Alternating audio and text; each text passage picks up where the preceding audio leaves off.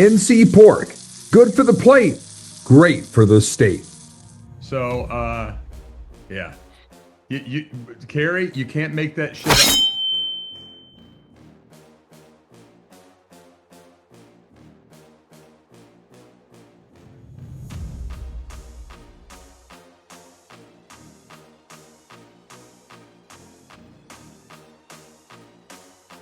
Welcome to Time Out, the Tobacco Road Basketball Show, brought to you by the flagship partner of the North Carolina Sports Network, the North Carolina Pork Council, NC Pork. I am Mike Waddell, and with me from Press Row is David Glenn, and Coach Kerry Keating comes to us on the sideline. And before we get into the basketball, a quick note, our ACC tournament coverage this year is brought to you by Stitch Golf, a proud North Carolina company right here in the Triangle. David Glenn and I will be in the Queen City starting Wednesday, and we'll be there also Thursday, Friday, and Saturday through the championship game, bringing you updates, clips, and full coverage direct from the floor. And if it's anything like last year, we were on the first row right behind the lower seated team's bench, and we get a lot of great ideas for content listening to the coaches. Then we will be back with you next Sunday evening for a quick review of the ACC and how it lands in the March Madness field of 68. And after that, it's our bacon and basketball shows throughout the 2026 NCAA basketball tournament. Stay tuned to our social this week for more details about our third annual bracket contest. Again, bacon and basketball, which is moving this year to Yahoo Sports. Win our contest and you will win free bacon for a year from NC Pork, and also some great cool custom stuff from our friend Brad King, the CEO over at Stitch Golf.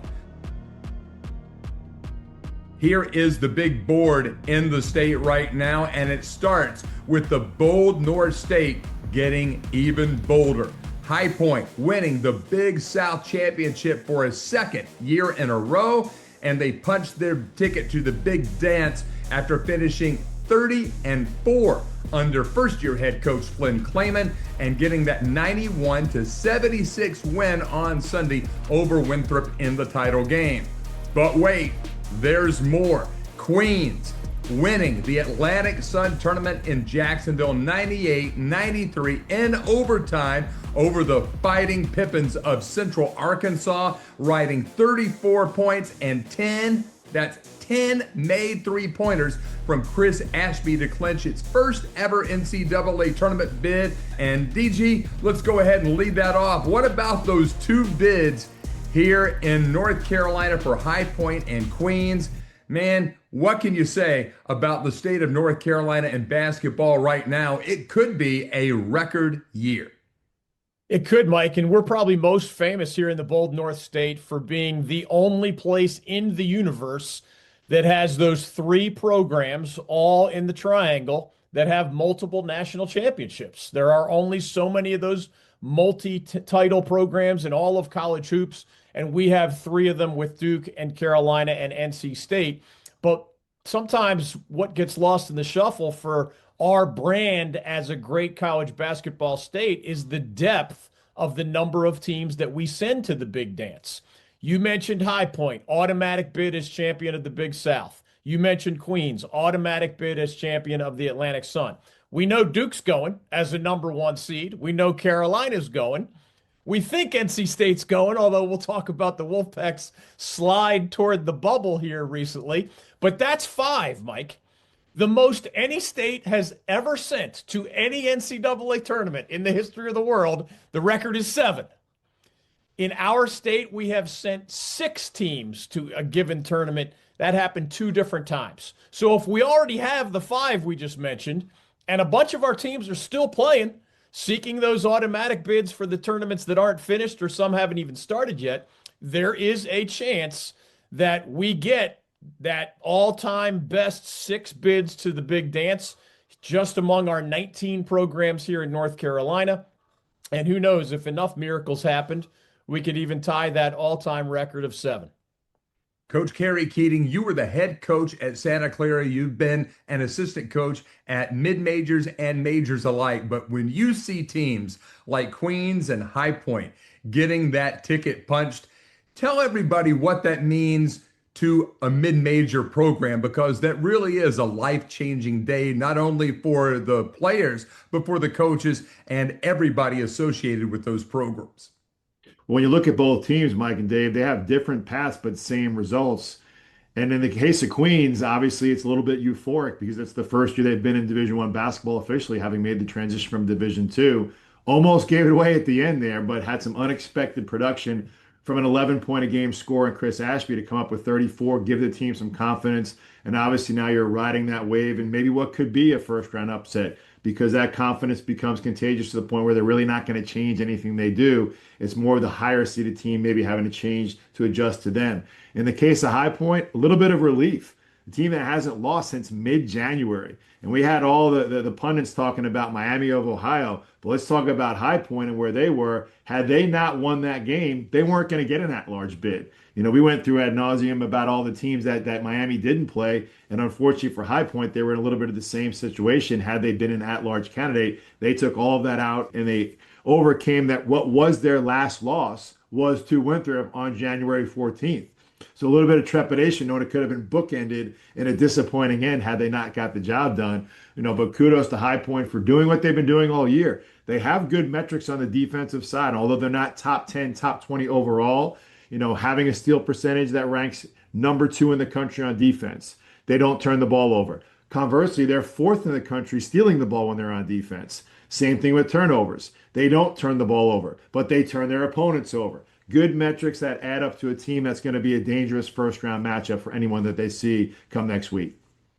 We have a very busy show for you today. In our first half, we'll talk about the final weekend takeaways, where the top teams stand entering the tournament in Charlotte, plus the tournament roadmap. We have all the seedings, all the games right here for you here on Timeout. In our second half, Kerry and David's all ACC awards show. First team, player of the year, rookie of the year, defensive player of the year, sixth man of the year, and also my favorite category, the win of the year. And then in our overtime segment, we're going to go to a big question: how conferences hand out their automatic bids.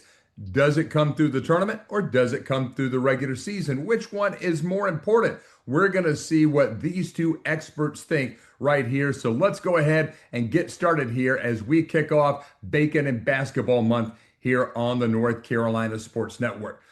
This first half is about the final weekend that just was and the ACC tournament setup. And for the record, the 2026 ACC Men's Basketball Tournament begins Tuesday, March 10th at the Spectrum Center in Charlotte. And the 2026 ACC Women's Basketball team, let's go ahead and give a shout out to Kara Lawson and the Duke Blue Devils. They won their second consecutive ACC title with a win down in Duluth, Georgia against Louisville on Sunday. Our own Chris Edwards was on the call for Duke. He'll get another ring this year. He's very happy as he makes the drive back from the Peach State. But let's talk about Duke. They dismantled North Carolina. It was expected. They were a 17-point favorite to even that season series. But the deeper point is really simple, David. Duke didn't win the ACC in one night. They won it over 4 months. Big picture. What did Duke prove in Cameron Indoor Stadium with their win over North Carolina? Well, they reminded us of some things, and they proved some other things. Number one, they're the best defensive team in the entire country. And for one half, the Tar Heels did a pretty decent job of trying to run their offense against the Blue Devils. But the Devils have a great collective defensively. They have great individual players with Malik Brown everywhere, with Dame Sarr on the perimeter. And really every player who plays for John Shire knows that he is not going to maximize his minutes unless he empties the effort bucket at that end of the floor. But what might be new to some people is that the Blue Devils are a lot better team than they were just 2 months ago. And that bodes well moving forward, even though, Mike, and as we explore the ACC tournament during our time on Press Row, I'm sure we'll get more into this, but John Shire said that 2 of his 5 starters Caleb Foster, his starting point guard. Patrick Gongba, his starting center, probably will not play in Charlotte at the ACC tournament. And we saw the Devils win the ACC title 1 year ago, even though National Player of the Year Cooper Flagg was unavailable because Con Knippel and others just carried the flag for the Blue Devils, even though they weren't at full strength. Losing 2 of your 5 starters this close to the postseason is a little scary. But what I try to remind folks of when it comes to the Blue Devils in the big picture is that in early January and late December, they beat Georgia Tech, the worst team in the Atlantic Coast Conference, by only 6 points at Cameron Indoor Stadium. They went to Tallahassee and beat Florida State, a middle-of-the-road team, by only 4 points and gave up 87 to the Seminoles. They played Louisville at Louisville and won by about 10. They played SMU at Cameron. They won by 7. Since that January 10th game against the Mustangs, with the exception of course, the game they lost in Chapel Hill to Carolina, they have not only won every other game dating back to the end of December, they have annihilated everybody except Michigan among their victims, and again, the Tar Heels in that first game in Chapel Hill. They're devastating people. They're strangling people. They are making people want to run away out of the building. That's how well they're playing defensively at full strength. And specifically in that win against the Tar Heels, obviously Cameron Boozer was reminding everybody he's the National Player of the Year. 26 points, 15 rebounds. The guy even had 5 assists and only 1 turnover. There is nothing the guy can't do. And I've already handed in my National Player of the Year ballot. He is on it I voted in the Sporting News Awards and the United States Basketball Writers Association. Dame Sarr had a good game against the Tar Heels. Malik Brown started in place of Pat Gongba and was brilliant offensively and defensively. Caden Boozer, who's going to have to step into the starting role without Caleb Foster, had a good game against Carolina. So I can't say Duke will be deep in Charlotte because if you're missing 2 of your 5 starters and you only had a 9-man rotation, you're kind of down to 7. And that's a little scary. But as John Shire said very candidly, and this will fit into our conversation later about the nature of the ACC tournament, he said, I'm not going to lie to anybody. The most important thing is being healthy for the big dance. Would the Devils like to win the ACC tournament? Of course they would. Are they going to try to win it? Of course they are. But John Shire made no bones about it. I need Pat Gongba and Caleb Foster healthy for the big dance because that one matters a lot more, as much as we all love this mini dance that we're going to be attending in Charlotte. Keats, here on Tobacco Road, we've already seen a program lose some big-time players over the course of the regular season, and Carolina did pretty good. We're going to talk about the Tar Heels and their injury issues now with Caleb Wilson being out for the year a little bit later. But if you're John Shire right here, you're not just replacing one guy, you're replacing 2 guys in Charlotte. How does that affect how you put together your lineup, how you approach this mentally? As David said, as the real prize that they want is coming up in April at the Final Four.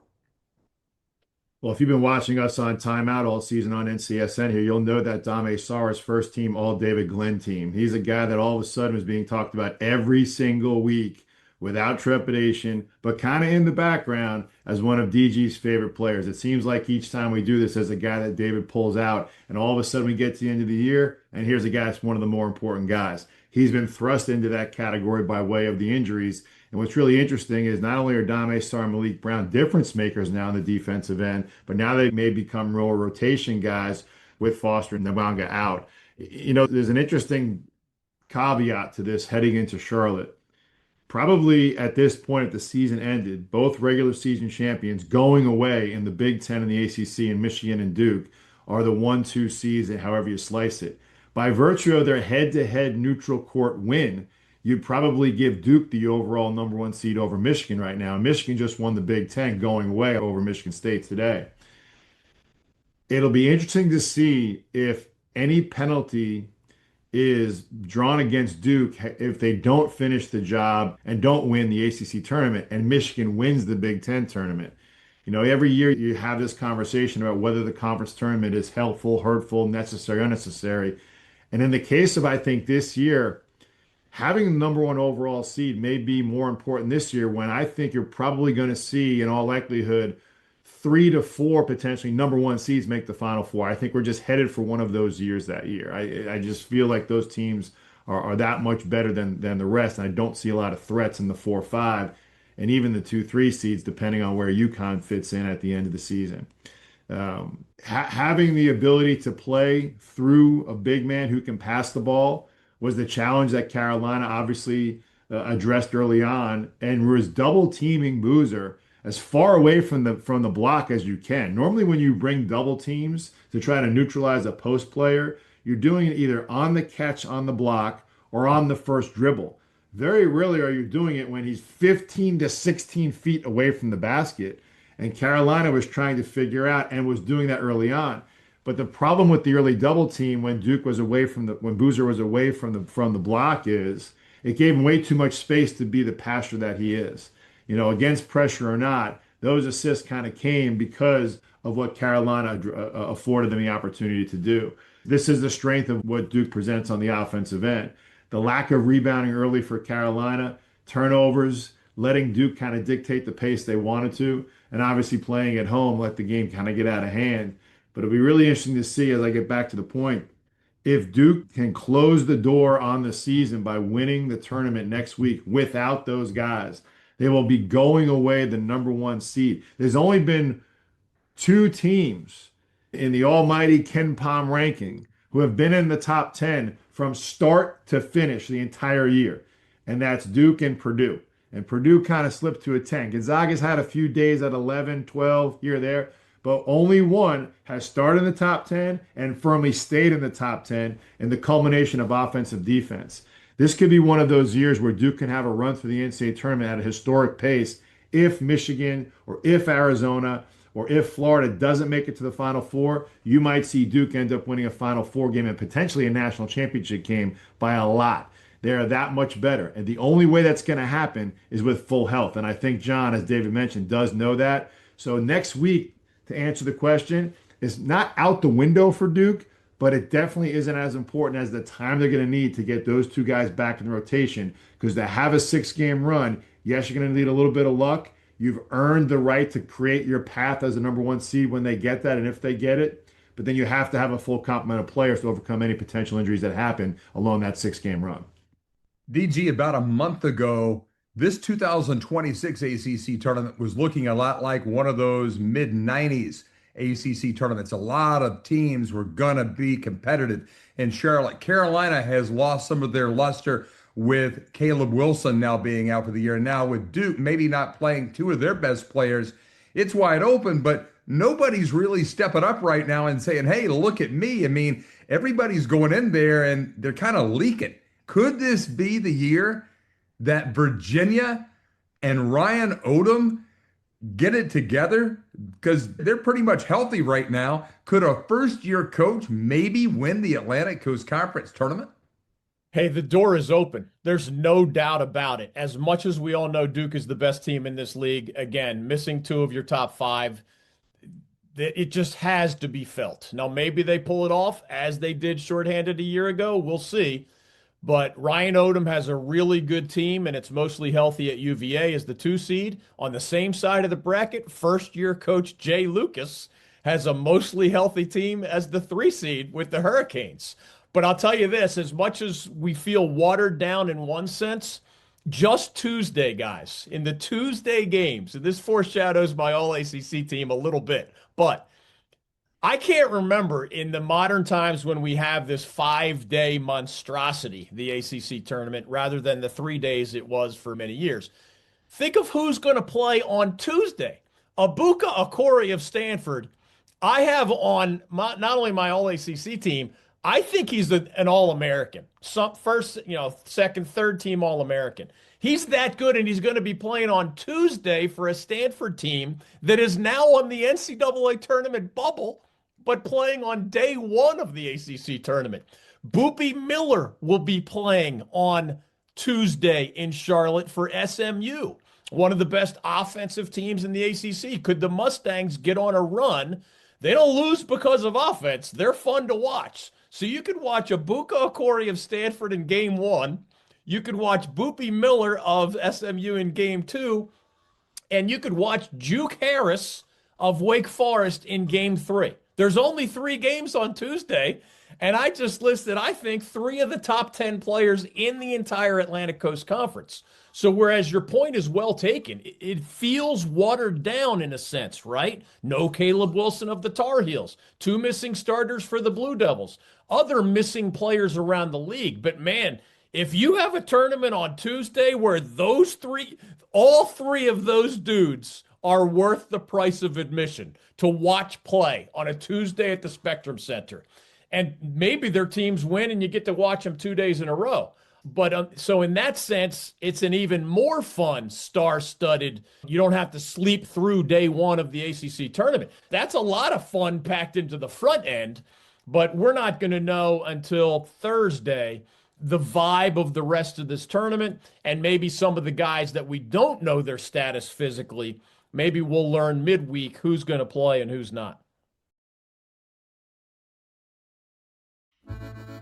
Hey, Wolfpack Nation.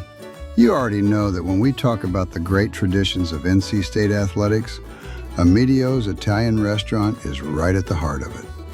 Since 1963, it's been the go-to spot for generations of Pack fans. The walls tell the story, the food seals the deal, and every visit feels like part of the family. Whether it's pre-game pasta, post-game celebrations, or just a night out on Western Boulevard, Amedio's delivers every single time. Great people, great plates, and pure NC State pride. Stop by Amedio's, a true Wolfpack original. Right now, the Pack is leaking bad. But why is it that somewhere in the back of my head that I think that there's some type of evil plan from my man Will Wade that he's going to get it all together? Vin Lubin had a great senior day. Kudos to our buddy from Court Vision, our NIL show here on the North Carolina Sports Network. Vin Allen has played big time all season long. But NC State, man, February 17th, they got the big win over North Carolina, and now they are leaking bad. How does Will Wade get the Pack back on track? Losing 6 of 7 is obviously not ideal heading into, and I'd tell you in a bigger picture here, when you look at the all-knowing bracketologist Joe Lenardi, the last 16 teams, the last 8 in and the last 8 out, 5 of those 16 are ACC teams, and all of a sudden one of them, who was firmly in the bracket as of a week or 2 ago, is now teetering on maybe being out of the bracket in NC State. So I think you start there in the sense that, Will was pretty candid about early in January, like, we're not a tournament team. We're not even close to that. We have to do this. We have to do that. And that worked to put them at the end of January, early February, into a firmly solid position as far as the projections go. Well, then all of a sudden, only 1 win over Carolina, 6 losses later, you're looking the other way. And you want to be careful what you wish for and what you say, because you really don't know what the committee is going to use in terms of metrics or thought or just general sentiment in terms of your deserving spot into the tournament. And you don't want to be limping into that. Now, we don't have to go back too far to know what can happen in an ACC tournament for NC State fans and what a magical run can do, regardless of who the coach is. So there is precedent there. But I think if you're Will, you're definitely buckling down on the defensive end. You're clarifying your offense. You're not trying to reinvent the wheel. You're just trying to get a fresh, clean reset. All coaches can take that break from the regular season into a conference playoff if they have the wherewithal to win a game or two to reset that, as opposed to just try to survive, or in the case of a team like Queens, go on a run and be a one and done or one bid league.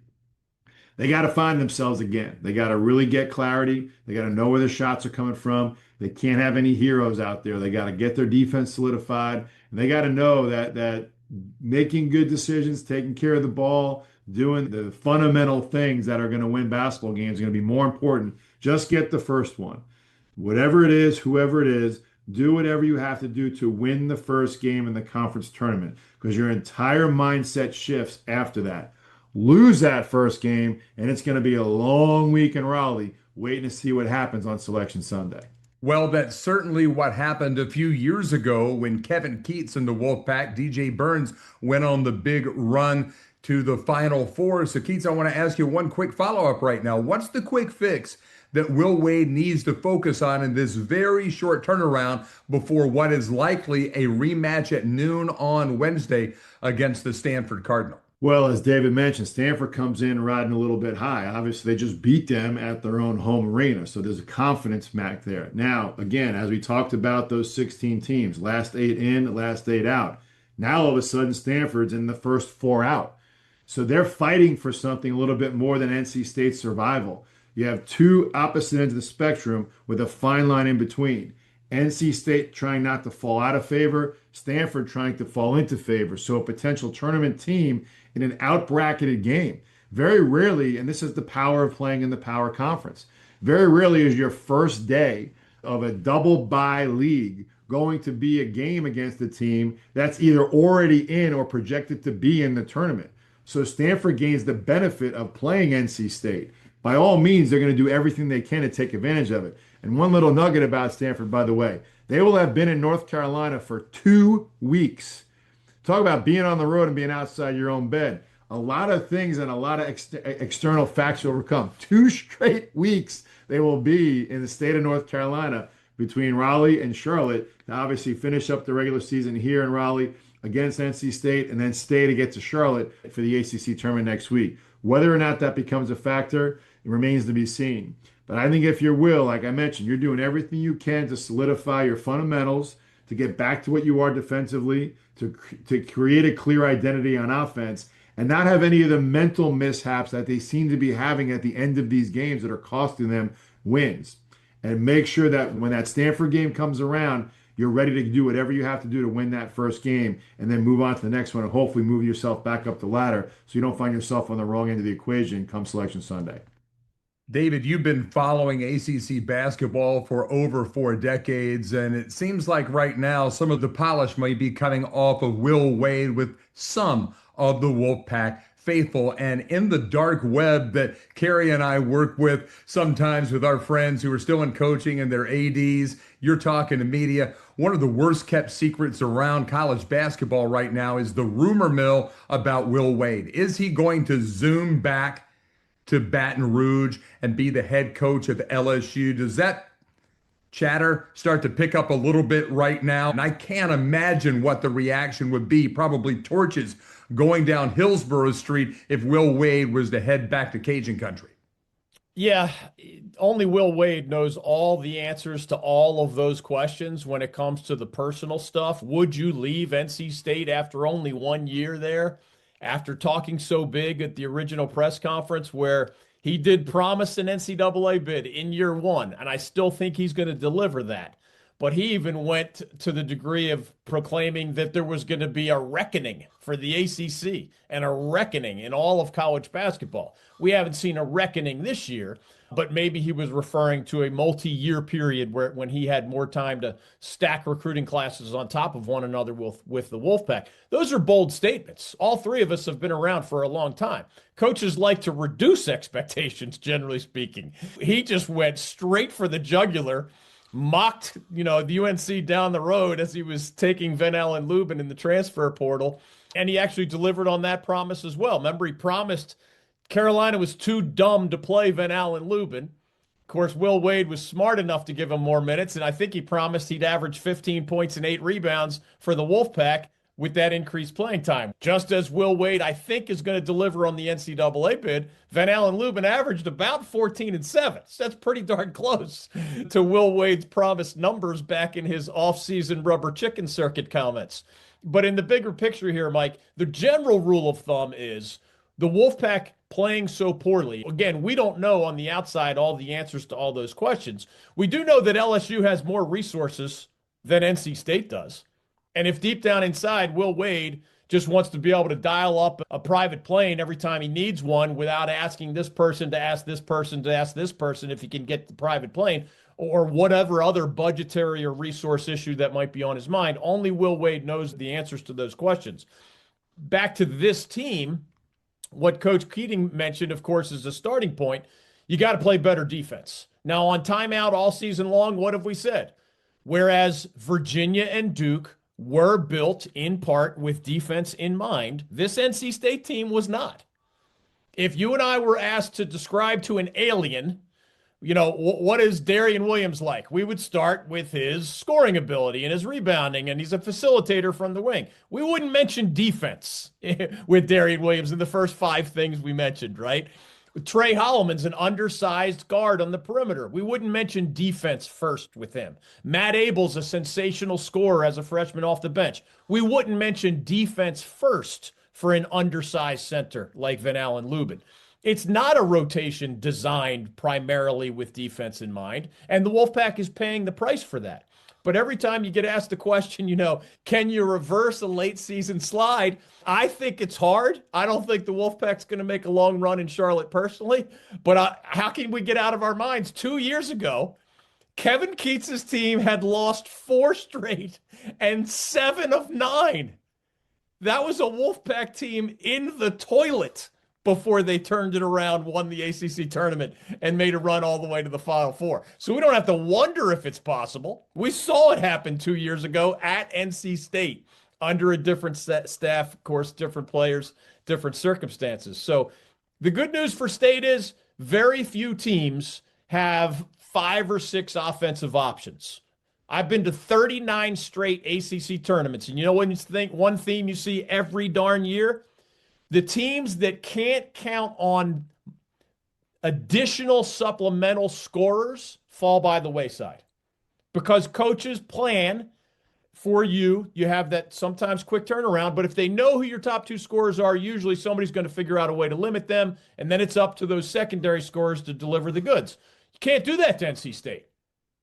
They got 5 or 6 guys that can put up 15 points on you at any given time. So that's got to be the hook for Will Wade. Meanwhile, he's going to be throwing zone defenses and everything else he can think of at the other end of the floor because that's just the one area that I don't think there is some kind of a panacea that's going to solve all the Wolfpack's problems on defense and on the boards. And one other thing to consider, Mike and Dave, is that in this day and age of agents running wild on the sidelines, and the accessibility to your players that, quite frankly, no coach can control unless they put them in a bubble and take away all of their media devices and any ability to even see or watch it, is the amount of back channeling going on right now pre-portal is real. So if, in fact, there is anything happening with Will at LSU, you can bet that if that's the case, conversations are happening somewhere, somehow, through some method that are at least attending to the possibility of what happens to that, because it'll happen quick and the roster change will happen quick. And I'm not saying that's happened, other than you could maybe point to if in fact that is an actual event that has unofficially started to happen, that this 6 out of 7 could be a result of that, not because it's keeping Will from coaching the team. I think he's easily capable of multitasking that. He clearly proved that when he was at McNeese State. Is the fact that these players are being approached without any guardrails whatsoever. And I'm not saying that all the players are going to scatter and go someplace else, but it's noise. If in fact that's happening, and this, look, smoke and fire until it's actually put out, you can easily say that it's had an effect on it. So it'll really behoove Will and the staff that if in fact, even if that is going on, be where you're at, plant your feet on the ground, take the run while you can now, give yourself more leverage if that's in fact what's going to happen. It'll be interesting to see in the end, if we can fast forward to the end of the season, how it does play out and where Will does land or stay. And if in fact, because I think that's a very real thing with these players right now. Look, I had a conversation with the mid-major coach here in the Bold North State today.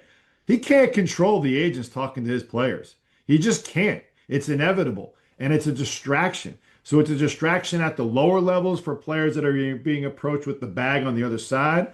It's a distraction at the higher levels with a bigger bag, maybe where they're at or for the next guy or someplace else. It's just the realities of what coaches and administrators and players have to deal with right now. And it's very real in terms of being able to handle that, to not take away from the bigger picture here, which is winning at the end of the season where everybody benefits.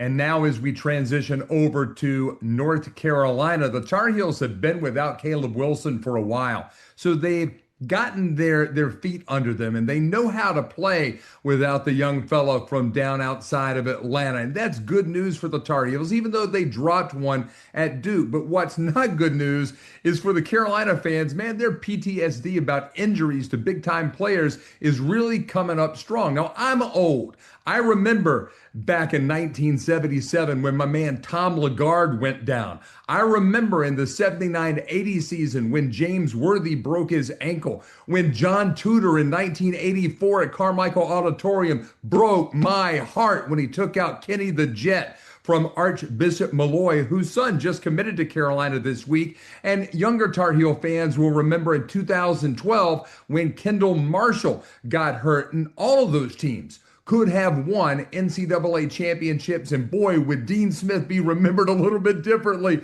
had those injuries not taken place. But unfortunately, they did. And you've got to give Hubert credit for how he has held this team together and how they have developed that chemistry. It didn't come through on Saturday night over in Durham, but nobody expected it to. But now, man, I tell you one thing, David Glenn, the impact of losing Wilson to a practice injury when he had already been out for the past 6-7 games may not be as dramatic as it would have been if he would have come back and then got hurt in the NCAA tournament. That's true, Mike. It's a mixed bag there because everybody knows that's the Tar Heels' best player. Their ceiling is much higher. If they have Caleb Wilson, you don't need us to tell you that. But as you say, the silver lining, if there is one, is that they've had big games without him and even won some big games without him. We've been around long enough to remember Zion Williamson's only season at Duke.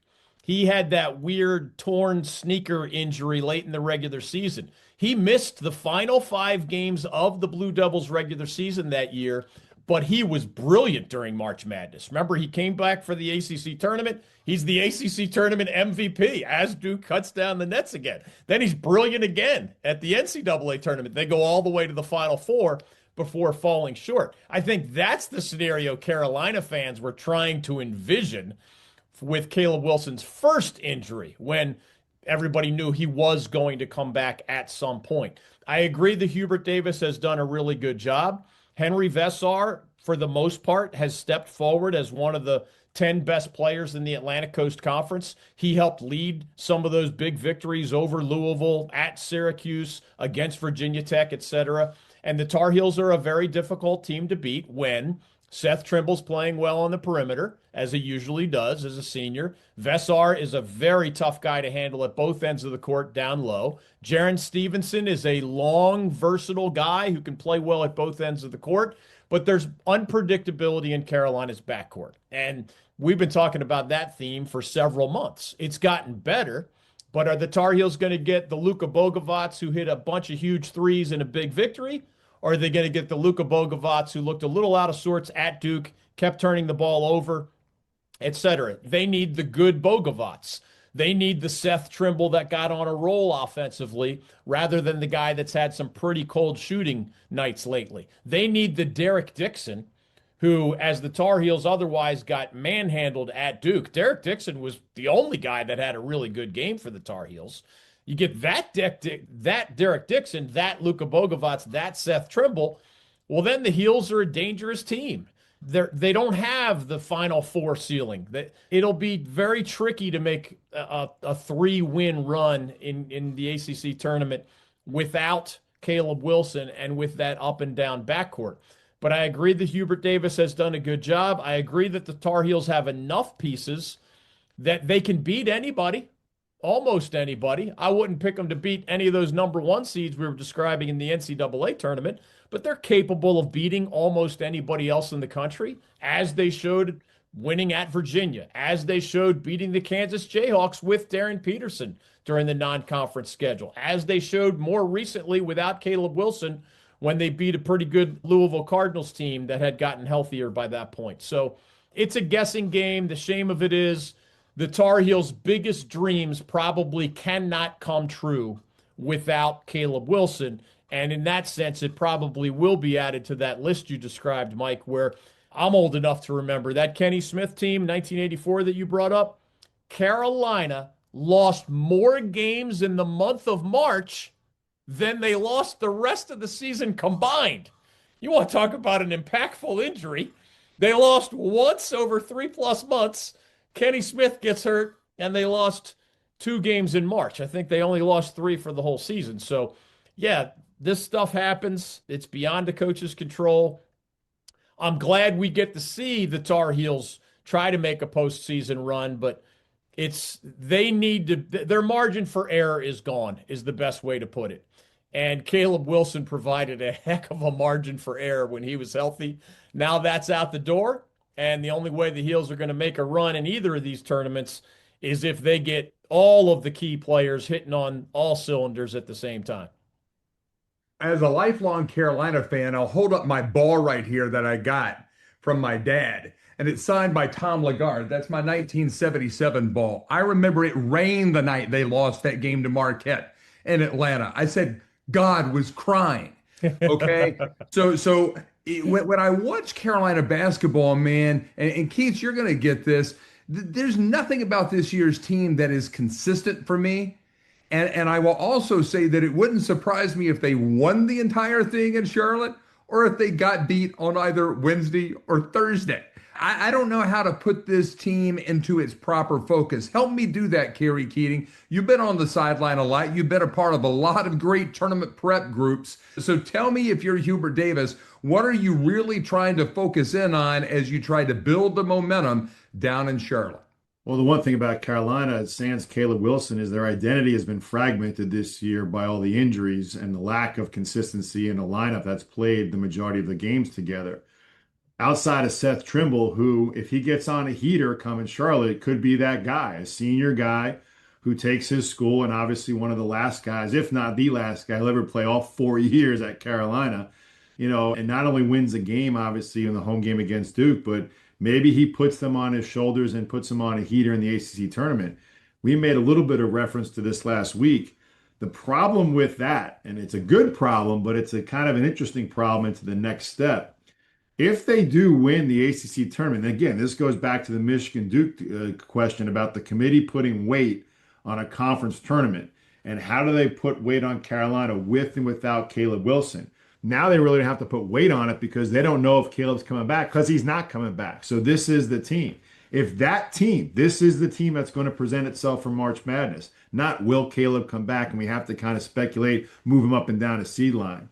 If they do go on a heater and they win the ACC tournament next week, and it bumps them up into the 4-5 seed range as opposed to the 6 range that they're in right now, it could have a drastic effect on any potential run that they could carry forward from an ACC championship into the NCAA tournament. Because as we mentioned last week, this is not the year to be in the one half of the bracket. If anything, it's the year to be in a falling 3 seed and maybe catch one of those limping in 11s. Right? Whereas we know what a hot 11 can do. Carolina was in that position. They're in that 6 seed range right now. I think that's pretty comfortable for Carolina, no matter what happens in the ACC tournament, to potentially find themselves in the NCAA tournament. And I don't know, guys, does a non-Caleb Wilson 24-25 win North Carolina team that makes the Sweet 16 get deemed a success? I mean, I'm not sure. In the history, probably not. Right? I was at UCLA for a while. We didn't even hang Final Four banners at UCLA. What are we talking about here? Like, oh, we only hang national championship banners. Well, we know about all the banners that go up in the rafters of the Dean Dome. Where we're at in this Carolina program, given all the things that we have to deal with and what we've had to deal with the roster construction, the transfers, Seth Trimble being the only 4-year Tar Heel, now Caleb Wilson's injury, how it all plays out, I think, really starts next week in Charlotte, with who steps up to figure out where the points are going to come from that Caleb Wilson left out there. Almost 20 points a game. It's not going to be from one person. This is the challenge that Hubert has and his staff have with the extra days off. Not just figuring out how they're going to play against whatever opponent pops up on their side of the bracket and makes it through the first 1 or 2 games, but how are they going to take care of these points that Caleb and rebounds that Caleb left out? We saw in the Duke game, no one stepped up on the rebounding end in the beginning, and it had a trickle-down waterfall effect to the point of losing a game by almost 20 in Cameron. That being said, they can still solidify themselves with some pretty decent talent going up against the first and second round if in fact their draw is good. It's going to be a total luck of the draw and who they're matched up with in their first quadrant to see if they can play in that second weekend. And by the way, I know from experience, if you can get through that first 2 weeks, if you can get to that second weekend, by and large, for about 75% of those teams, anything can happen. So if you're a Tar Heels fan, you want to see if they can solidify their identity next week. Win, lose, or draw, at least find the 20-10 that Caleb left on the table. Roll that into the NCAA tournament. Hope that you get a good draw. Maybe get a team that's on the decline instead of on the rise in terms of how they got into the tournament, and see if you can take that momentum into the second weekend. And then you never know. Stranger things have happened. Crazier runs have happened, including the Carolina team that was, an 8-9 seed that ran through. You never know. When you have that pedigree and you have that pride of Carolina blue on your shoulders and your shorts, a lot of good things can happen if it all comes together at once. Great basketball players don't cut corners. They put in the reps, play smart, and respect the game. North Carolina pig farmers take the same approach, caring for their animals, protecting our environment, and producing high-quality pork. Their work pays off, on your plate and across our state, delivering $10 billion in economic impact. Great athletes, great farmers. Both are committed to doing things the right way. North Carolina pork, rooted in tradition, raised with care. And the brackets are set for the T. Rowe Price 2026 ACC Men's Basketball Tournament at the Spectrum Center in Charlotte. It will all start on Tuesday. We'll put it up here on the screen. March the 10th, the first round, all on the ACC Network. 10th seed Stanford against 15th seed Pitt. Number 11 seed SMU, boy, they're leaking oil bad, against number 14 seed Syracuse at 4:30. And then at 7 o'clock, the evening game, number 12 seed Virginia Tech against number 13 seed Wake Forest. Not at the tournament this year is Notre Dame. They haven't made a move on Shrewsbury yet, but Boston College has already made a move on their head coach, and so too has Georgia Tech. So guys, as we look at these matchups right here, David Glenn, we'll start with you. This is a pretty entertaining group of games with some high-priced coaches and some really great talent. What do you see as being the story of day one at the ACC tournament down in the Queen City? Well, as a media member who has been in the difficult situation of having to ask coaches on the hot seat difficult questions after what might be their final game at a particular school, I think Tuesday is a blend of what I mentioned earlier, where you can't ask for much more on day one than Abuka Okori of Stanford, but also Juke Harris in that nightcap that you mentioned, and Boopy Miller of SMU in the in-between game. I mean, that's a high level of talent on day one. But whereas we talked in the preseason about Earl Grant having the only non-ACC caliber roster in the entire ACC, he's 5 years in. He hasn't come close to an NCAA tournament. The Eagles are moving on. Damon Stoudemire finishing dead last in the league at Georgia Tech. The Yellow Jackets have been a shadow of themselves since, what some people remember as the golden era under Bobby Cremins, or even remember Paul Hewitt took the Yellow Jackets to a Final Four. They have fallen hard and long in Atlanta, so they're conducting a search. But some of these guys still coaching, whereas we believe Steve Forbes is back at Wake Forest. We believe Mike Young is back at Virginia Tech. Adrian Autry at Syracuse, I'm not so sure. Jeff Capel at Pitt. On the one hand, he has a good recruiting class coming in. On the other hand, this is year 8 for him, and it's one of the worst teams he's had with the Panthers. So could we see more heads roll beyond those at Boston College, at Georgia Tech? That'll be among the questions on Tuesday, especially if those hot seat coaches lose on that ACC tournament opener. So after the Tuesday games, we go into Wednesday. We'll put it back up on the screen right here. NC State will play in the noon game against the winner of Stanford and Pitt. Louisville, the 6th seed, will play the winner of the SMU-Syracuse game, and that comes up at 2:30. Florida State and Cal, that's the 8-9 game, the old invitational from Thursday night we used to say back in the day when it was in Greensboro in the Charlotte area in the 90s.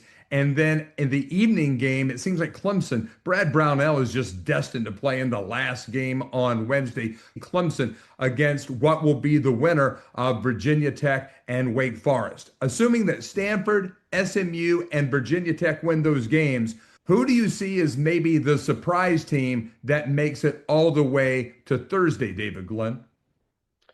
I think Louisville is a dangerous team at the ACC tournament. They have a really diverse offense when they're healthy. Michael Brown Jr., remember the star freshman? When the Cardinals were without him, they had a really mediocre record. He came back. They got back to playing much better basketball, but then he's been out at times recently. So what's his status? How close to 100% is he if he does play? If Pat Kelsey has something close to a full roster, I think they're dangerous, especially given no Caleb Wilson at Carolina, 2 missing starters at Duke. The field opens a little bit. And whereas teams like Clemson or Florida State or Cal or even Stanford, I'm not sure they have enough offensive versatility to make a longer run, I think Louisville does. Michael Brown's a star, man. Ryan Conwell is on my All-ACC team, another guard. Javon Hadley is a fantastic glue guy, role player, a little bit of everything. And then they have just enough size with the big fella from Germany, Sananda Fru, in the post, and some quality players off the bench. So out of all those teams playing Wednesday, to me, the most dangerous is the Louisville Cardinals.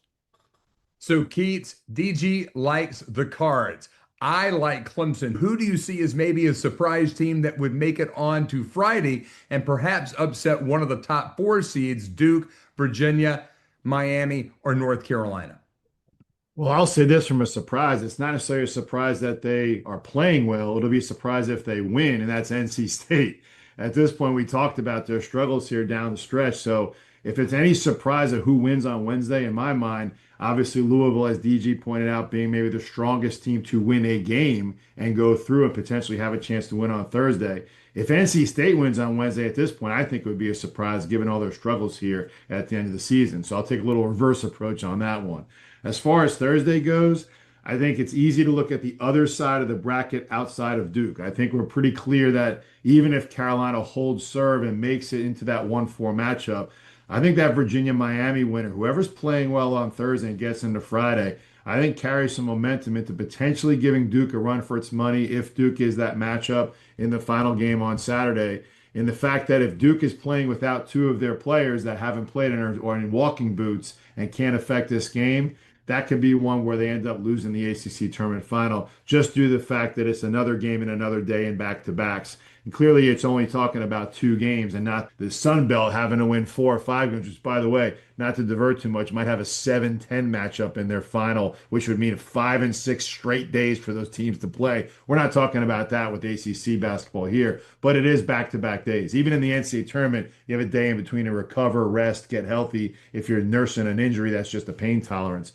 So it remains to be seen where the Blue Devils are at from a health standpoint. But I think that I think that Miami-Virginia winner, if they hold serve and come out of Thursday with a strong showing on Thursday, it's going to be one heck of a semifinal game and could lead some momentum into having a champion that's not named Duke when it's all said and done in Charlotte. David, historically, what seed range is the most dangerous in the ACC tournament, the nothing to lose team that could wreck the entire bracket for all the folks cruising their FanDuel in the stands? Yeah, this is kind of a mixed answer because on the one hand, it is statistically true to say that almost 90% of all ACC tournament winners have come from among the top 4 seeds. And I mean, going back 70 plus years, almost 90% of ACC champions are the 1, 2, 3, 4 seeds. However, the 2 lowest seeded teams ever to win the ACC tournament both happened within the last 4 years. Virginia Tech did it under Mike Young in 2022 as a 7 seed. And NC State, of course, 2 years ago under Kevin Keats did it as a 10 seed. And one thing to keep in mind beyond what we've already pointed out about the weakened Duke rotation, the weakened Carolina rotation, lots of these teams are fighting for their NCAA tournament lives. As Coach Keating mentioned earlier in today's show, Whereas Duke and Carolina and Virginia and Miami, and let's say Louisville and Clemson, absolutely positively know that no matter what happens in Charlotte, they're in the big dance. There's a comfort to that. That can let you play freely and without pressure. But on the flip side, so many others, and I mean not just a couple, NC State has been sliding. To get more comfortable, they need to win at least a game. 2 would be really nice. Cal is trying to fight its way into this tournament. The Cal Bears, we've hardly talked about them at all, but they've inched up the ladder, so to speak. And if they could beat Florida State and somehow upset a shorthanded Duke team on this year's weak bubble, the last 4 in, the first 4 out, etc., could the Cal Bears upset Duke and use that as their launching pad to something bigger? SMU is right around the bubble. Stanford is right around the bubble. Virginia Tech is right around the bubble. That is more bubble teams than usual. Obviously, it's an 18-team league now. Mike, if you and I were driving to ACC tournaments in the 80s, 90s, or even very early 2000s, you'd never be talking about 4 bubble teams.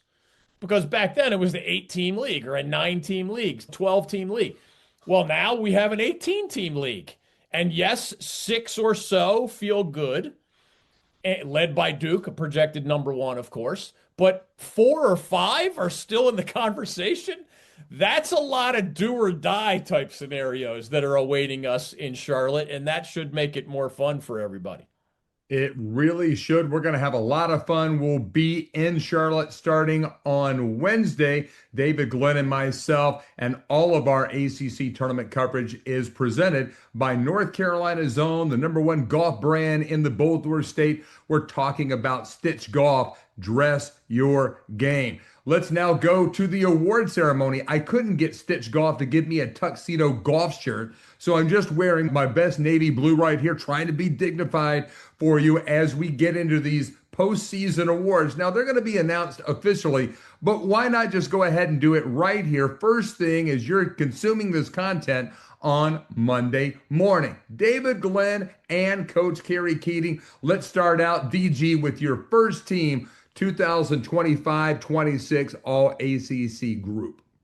Well, it starts with a no-brainer. Cameron Boozer. By some measuring sticks, guys, there's actually a statistical statement that can be applied to only one player in the last 30 years of college basketball. It has to do with his point total, his rebound total, and a couple of other categories. By some standards, Cameron Boozer has had one of the best seasons of recent vintage in all of college basketball. Not just 2026, but over a decade or more, in that other case, over 30 years. Bart Torvik, one of the analytics and metrics guys, and Evan Maya, another one of those guys. By one of their measuring sticks, Cameron Boozer exceeded the season that Zach Edey had at Purdue not long ago.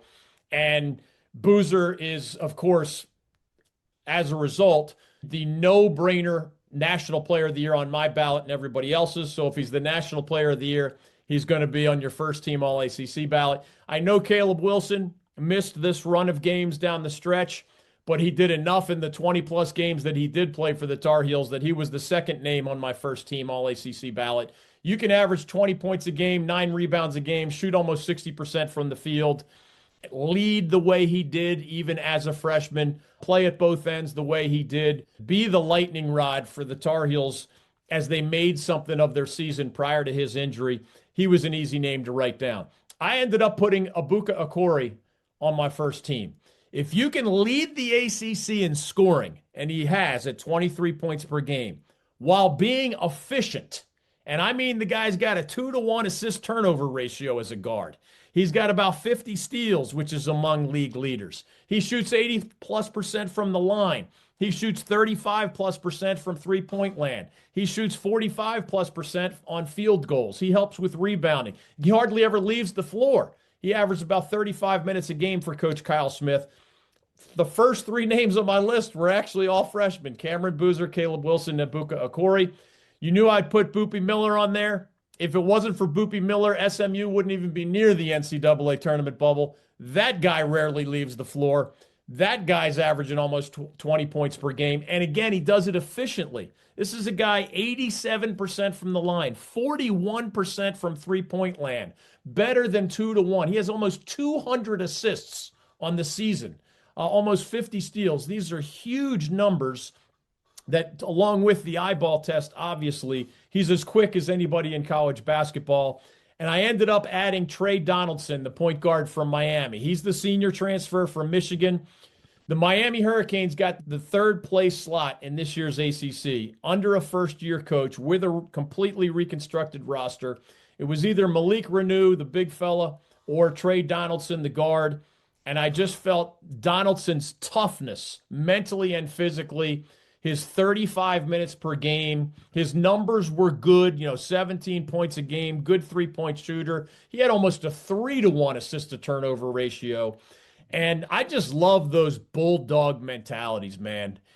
Jay Lucas was not going to win at this level without that guy with the ball in his hands and leading the way emotionally and otherwise. So those are my starting five, if you will. Cameron Boozer, Caleb Wilson, Abuka Okori, Boopy Miller, and Trey Donaldson.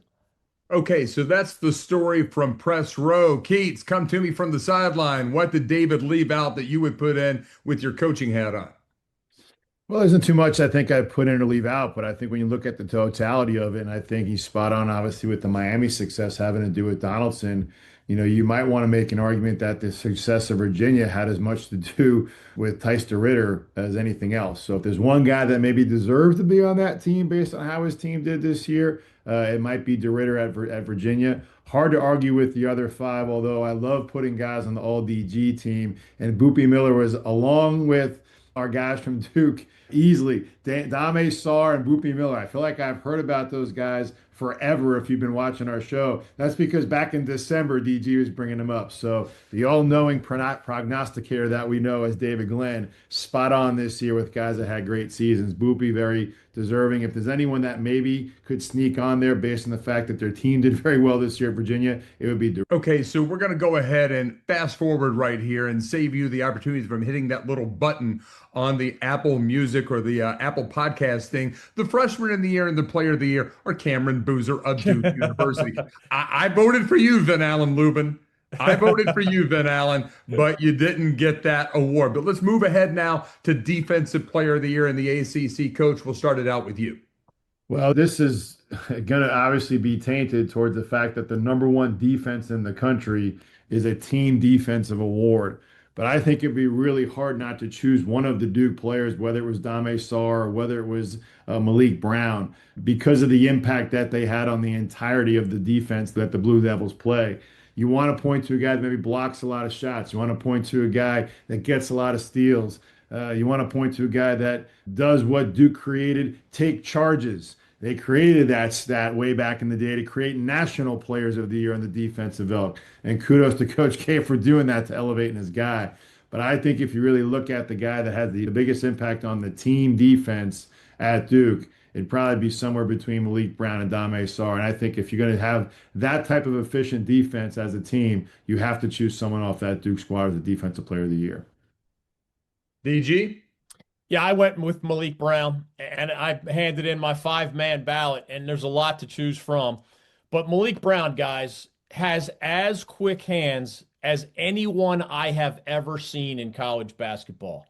I know there are many, many others over many, many years, but he had, if you ever seen those videos on social media where they test like the quickness of a cat, like a cat is in front of a snake and the snake makes a split-second move that to our eyes would be, we'd already be stung in the jugular by the time we reacted, but yet the cat paws that snake away in some fraction of a second. That's Malik Brown's hands. I seriously have never seen anybody quicker. And he only plays a little more than half the game, 23 minutes a game maybe he averages, because he backs up Pat Gongba to a degree. But yet he impacts just about every game that he plays. And if you're John Shire, if you wanted to put him on a star guard, you could. And if you wanted to put him on a star 7-footer, you could. He bothered 7-footer All-ACC Henry Vessar in Duke's win over Carolina and Cameron. And in other games, he's tying in knots a 6'8" guy, and in other games, he's tying in knots a 6'3" guy. He's just a freak. And I agree with Coach. Dame Sarr is on that list. The guard at SMU, BJ Edwards, is on the list. We have great shot blockers in this league. Ernest Uday at Miami, Johan Grunlow at Virginia. They're big reasons that their teams are so good at the defensive end of the floor. It's a long list. There were a lot of good defensive players to choose from, but to me, it starts with Malik Brown in the ACC, and we might see him as one of the top candidates for National Defensive Player of the Year as well.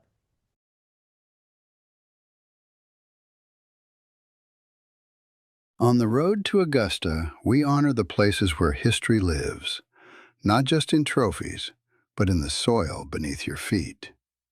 That's the spirit of McConnell Golf. What began with the preservation of Donald Ross's final design at Raleigh Country Club has grown into the largest owner of premier private clubs in the Southeast.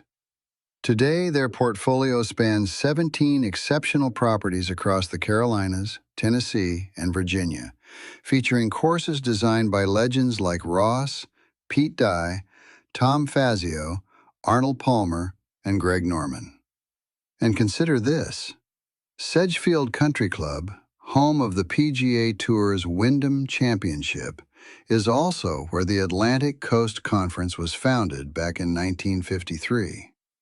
That's not just golf history, that's sports history. McConnell Golf lives by a simple motto: pure golf for the true golfer. Championship conditions, remarkable hospitality, and a family-focused club lifestyle that extends well beyond the fairways. To learn more about this extraordinary collection of clubs, visit McConnellGolf.com. McConnell Golf, where championship golf meets lasting tradition. And so now we move ahead to the sixth man of the year. It's also a great movie about a pair of brothers who played basketball at Washington, but we won't go there right now. We're going to do that over the summer when DG and I are doing like the best sports movies of all time. The Sixth Man, check it out on Netflix or wherever you get your videos. But who is the sixth man of the year, Coach Keating, the best extra guy in the Atlantic Coast Conference? Well, again, it's hard to argue when you have guys that are stepping up in a six-man role on a team like that. I hate to keep beating a dead horse and going back to the Duke Blue Devils, but they seem to answer all the questions in terms of who's available for these awards, whether it's Player of the Year, Freshman of the Year, National Player of the Year, Defensive Player of the Year. Coach of the Year. Yeah, Coach of the Year. I mean, it's going to be a clean sweep. I'm sure DG's got a great case to make for someone that's not on the Duke roster, but I have a hard time, especially after what we saw in Cameron, after you lose two guys to walking boots, and even Cam's brother steps up, right? I mean, it'd be hard not to have him as the sixth man of the year. And it's kind of a moving target because obviously lineups change. You can make the argument for someone at Carolina given the injuries that they have. It's kind of an agnostic choice in terms of who's the actual sixth man of the year because you don't have those guys develop in that way anymore. Everybody comes in as a starter now in this day and age of NIL. But if I had to choose one, I'd probably go to the other boozer at Duke, Cam's brother.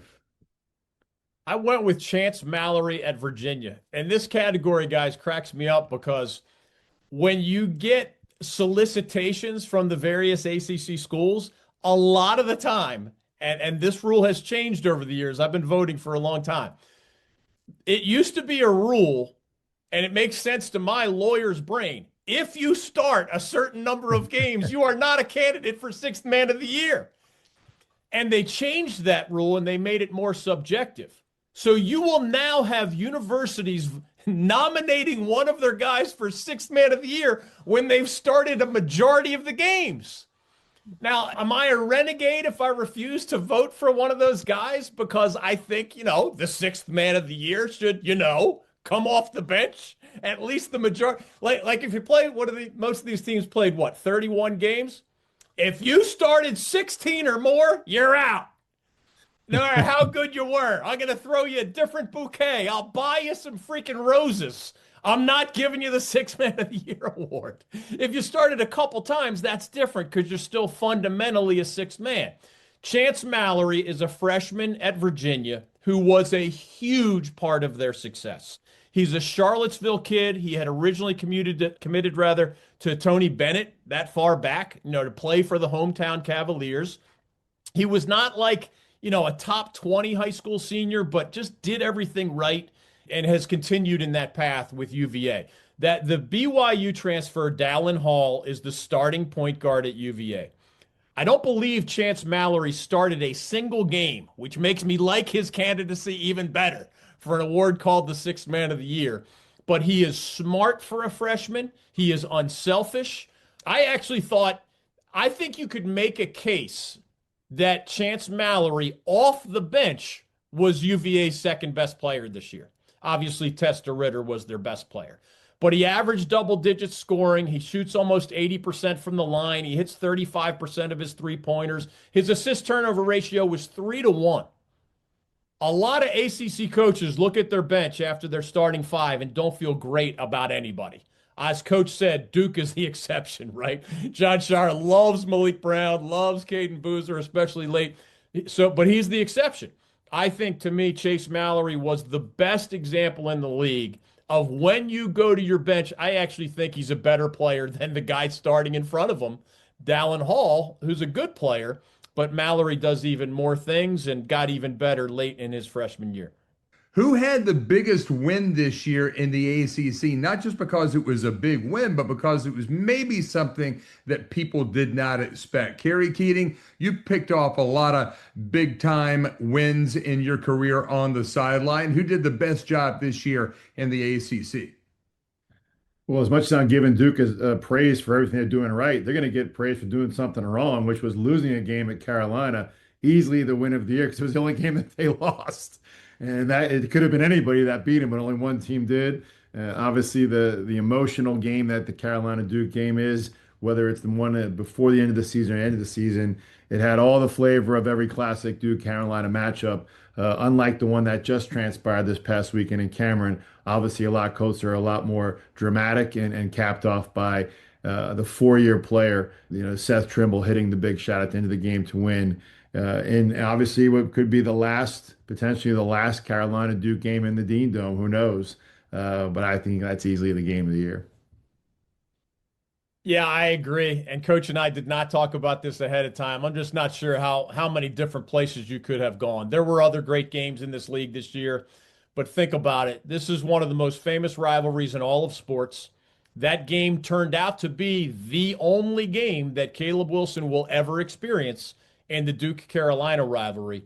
And just as we remember a famous Austin Rivers shot when he was a freshman at Duke to beat Carolina in stunning last-second fashion at the Smith Center, Seth Trimble will now have his place for all of eternity in the annals of the famous Duke-Carolina rivalry. For those who don't know, there are many, many, many, many years over my 4 decades covering college basketball where the number 1 most watched regular season game and the number 2 most watched regular season game were Duke Carolina. Like that, you don't get those numbers just because we care about it here in the bold North State or in our broader ACC neighborhood. You get those numbers because the world cares what happens when the Blue Devils play the Tar Heels. So ending in that dramatic fashion, the 4-year player, Seth Trimble, making that bucket in front of the home crowd. Caleb Wilson had kept the Heels in that game, remember, with his great first half. You have the Smith Center controversy kind of lingering in the background. That's a writer's dream. There's a lot of angles to that single Carolina victory over Duke. And if the Blue Devils go on to even more great things later this year, which there's a great chance that they will, Carolina fans will remind them that they got the Blue Devils when they got together at the Smith Center. Build your insurance coverage like a great team. Strong defense, smart decisions, a clear plan. Off the court, your protection should be just as strong. High Street Insurance and Financial Services gives you a custom off-court game plan built around your life and your budget. Ken Lawson Sr. founded Lawson Insurance in 1974, and today Ken Lawson Jr., Miller Lawson, Michael Lawson, and third-generation Will Lawson are carrying that legacy forward right here in our community as High Street Insurance and Financial Services. From auto, home, and life to commercial coverage, High Street helps you understand your options, close the gaps, and adjust your protection as life changes. Start your insurance game plan today at myhighstreet.com or call 919-846-2090. That's myhighstreet.com on the web, or call us here in Raleigh at 919-846-2090. High Street Insurance and Financial Services, a charter partner of the North Carolina Sports Network. When their service is over, our veterans may have a new career and life to manage. We're here to help, providing more than $1 million a year in career-building scholarship funds and discounts on every haircut for veterans. Sport Clips Haircuts, supporting veterans everywhere. So now it's time for overtime here on the North Carolina Sports Network in our weekly college basketball show called Time Out. I am Mike Waddell, joined as always by David Glenn and Coach Kerry Keating. And this is a debate that goes back many years. What's more important, the regular season or the tournament? Now, a lot of NC State fans will always say it's always the tournament, and they don't like talking about regular season championships. They make fun of North Carolina and Duke for putting up those banners. But when you look at this argument right now, especially in the constipated version of postseason conference tournaments that we live in right now, man, this begs some real discussion, and no better example of what we're talking about than our friends down at UNC Wilmington. They win the CAA regular season title at 26-6. They earn the top seed and the trophy that says best team over 4 months, and then they get stunned by the Campbell Camels, 85-70. Later on in that tournament, Charleston gets beat by 25 by my man Pat Scarry and the Towson Tigers. So one bad night, and it can all be over, and all of a sudden, that field of 68 dream is dashed. So here's the question that nobody really wants to tackle, but I'm going to ask it down in Charlotte. I might get my credential yanked. But here is that question. What's the point of playing a 4-month regular season if everything really comes down to one cocktail party performance in Charlotte? Well, it doesn't make sense logically, but it makes sense when you remember that these tournaments at one point were a significant moneymaker for the conferences. It was a big deal to get everybody together in the same place at the end of the season. And just as if you have kids and they play middle school soccer, you know what there's going to be at the end of that middle school soccer season? There's going to be a tournament. If there's kids playing, cricket in Bangladesh right now at the elementary school level, you know what's going to happen at the end of the elementary school cricket season? There's going to be a bracket-style playoff in Bangladesh to determine that elementary school cricket champion. It is just the way sports work, right? Why don't we give the Super Bowl trophy to whoever has the best record in the National Football League during the regular season? We want everybody to know that everything is on the line. I agree with the coaches who say it's a greater accomplishment to win the regular season. And as we've mentioned on the other shows, any league right now could say we're giving our auto bid to the regular season champion. The Ivy League did that for many, many years, and anybody could do it right now. Nobody does. Why? Because they want to sell tickets to that postseason event, and it wouldn't feel like as big a deal if you already knew who got your auto bid before the tournament started. One last thing on this, and again, I agreed with Dean Smith. I covered him way back when I was 20 years old, and he would talk about how he felt it was a greater accomplishment to show that you're the best over 4 months than to show you're the best over 3 or 4 days. And I can't shoot any holes in that argument. I think he's exactly right. One thing to watch moving forward, because we all know whether we like the current system or not, it's going to keep going this way. If the NCAA tournament expands, for money reasons, of course, TV money, to a much bigger number, what happens to the conference tournaments? Because if it gets much bigger, I think you're going to see some leagues agree to give up a conference tournament, and then at that point, of course, you could have or come up with a creative thing where your regular season title gets your auto bid, but you have some other kind of tournament to maybe get another bid for your league. Again, if the NCAA tournament grows to such a monster size, all those things are going to be back on the table. But at least for now, it doesn't matter that logic tells us regular season champions are more important than tournament champions. This is the way it is. And last point, regular season champions do better historically in the NCAA tournament than conference tournament champions do. So the official champion is the one that won the conference tournament. On average, they don't do as well in the big dance. Why? Because regular season titles show more of what you are over a longer period. And the proof is in the pudding. Those regular season champions overall, bracket advice, do better come NCAA tournament time. Okay, Keats, and what's your take on this? You've been on the sideline. You've lived and died with this. Well, DG brings up a good point. I mean, it's the body of work is stronger than a one day where a team that handles chaos better becomes the victor and then ends up just dropping the ball altogether because they're just not as strong a team. Because if they were, they would have won the regular season. You made the point also that these terms were set up as basically economic boosters. They really weren't a necessity, nor were they made a requirement to be the automatic bid. Even with a conference tournament, a conference can still say, we're going to have a conference tournament, but we're sending our regular season champion to the NCAA tournament. That's their discretion. They can do that. And when you see some of the attendance figures that are coming up in some of these really remote places that also are kind of predicated on being in proximity to where the higher seed is, and all of a sudden that higher seed loses, and then you don't have the economic windfall to even support the fact you're putting on this tournament, it really doesn't make any sense when you step back. There are logistics involved. It's hard for individual schools to host these tournaments.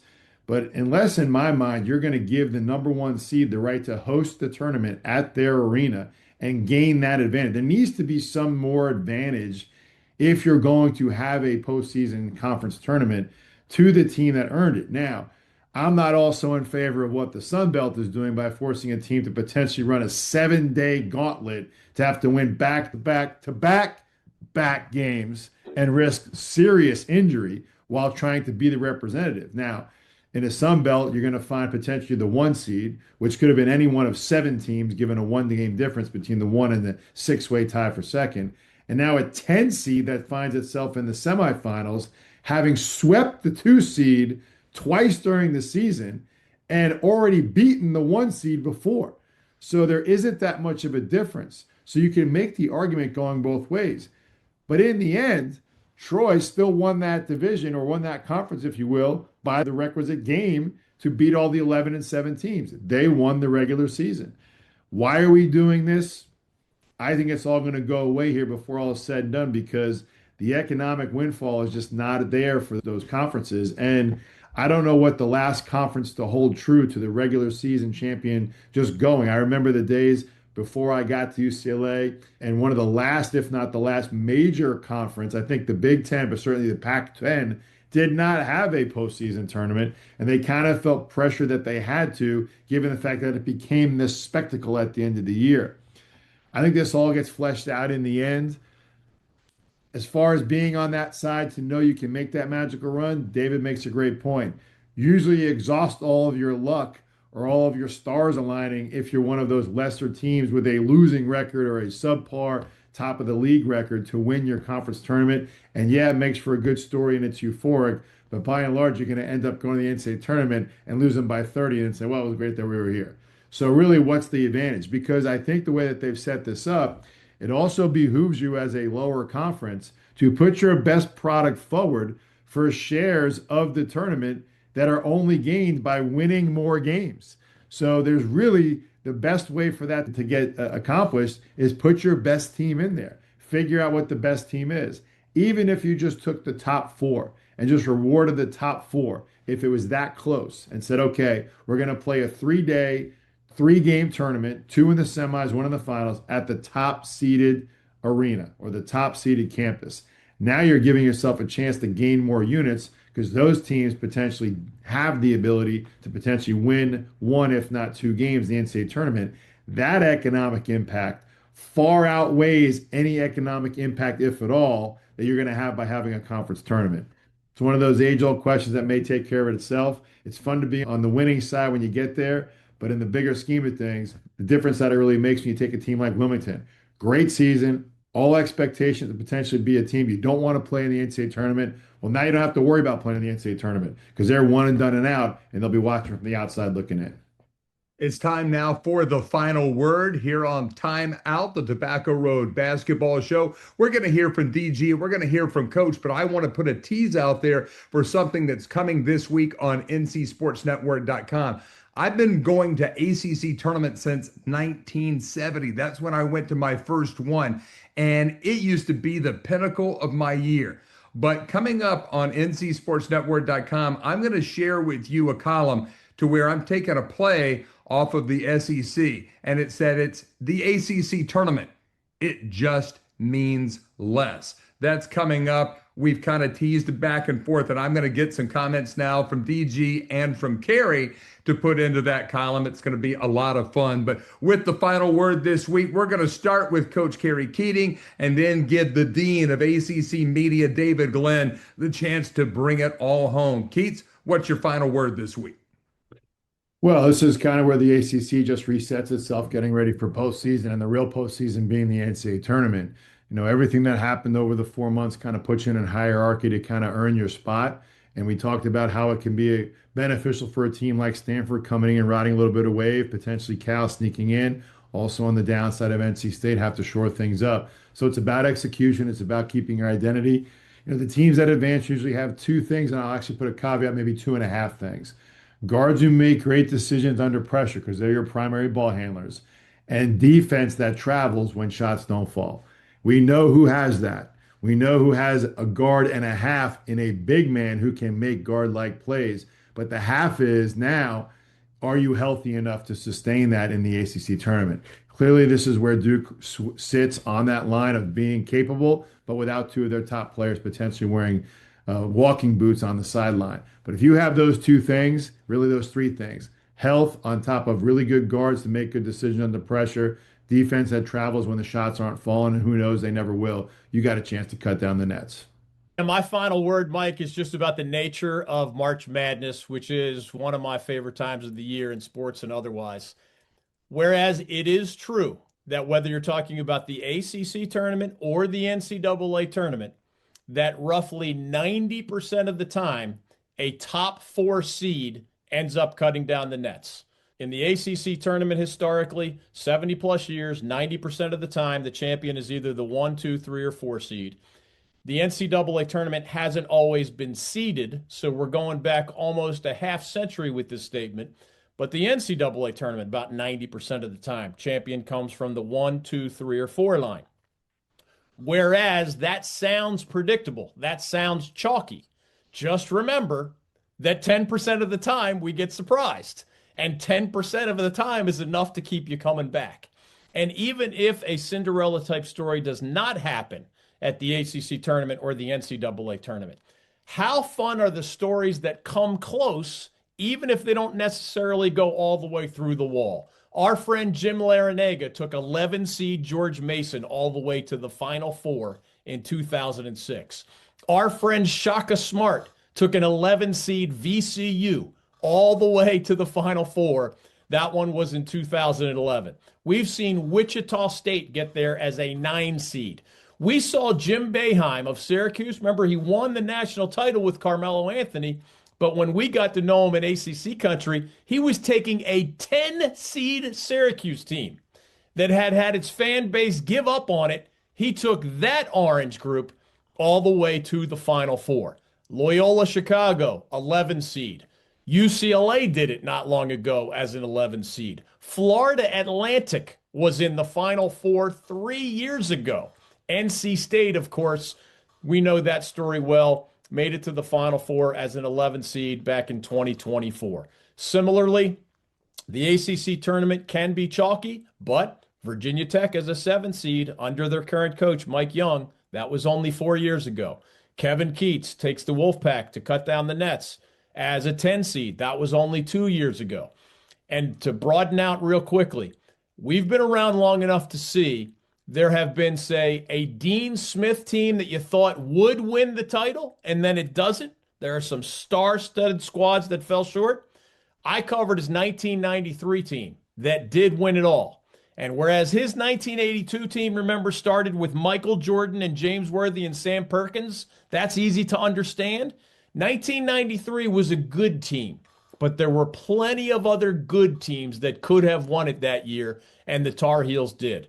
Similarly, Mike Krzyzewski, one of his greatest teams of all time. Everybody thought they were a shoo-in to win it at the end of the 1990s.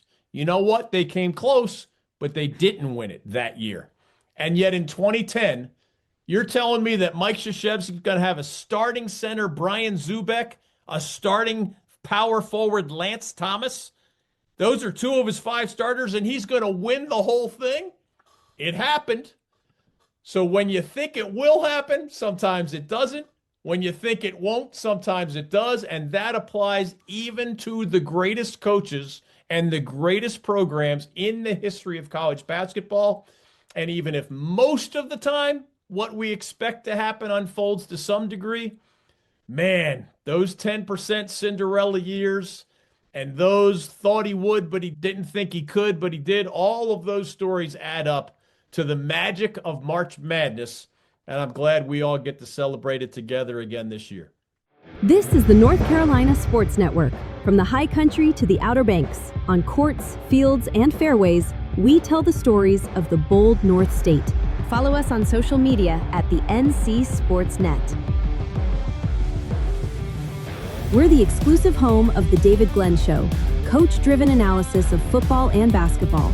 A look at the past with This Was Then, Inside NIL with Court Vision, the North Carolina Sports Awards, aka the Pineys, and the Old North State Tailgate, where we are on the ground at North Carolina's top events.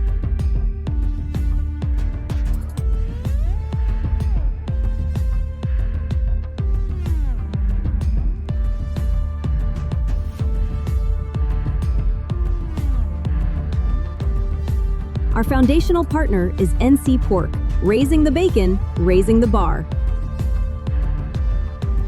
Telling the stories of the bold North State. Experience matters. This is NCSN, the North Carolina Sports Network.